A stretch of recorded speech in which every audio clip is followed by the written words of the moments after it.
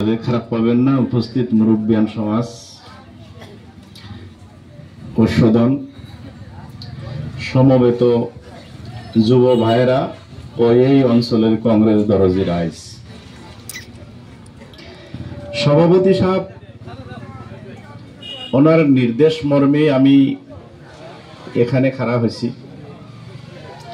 উনি বলছে পরিচয় পর্ব, আর হয় সত্যি করে এটা পরিচয় পর্ব।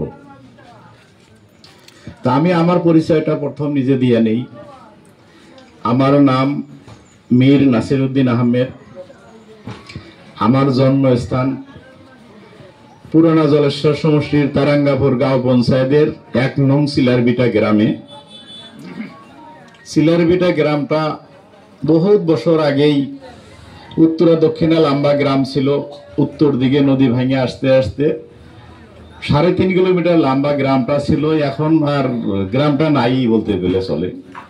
তাই গ্রামের বিভিন্ন পর্যায়ের লোক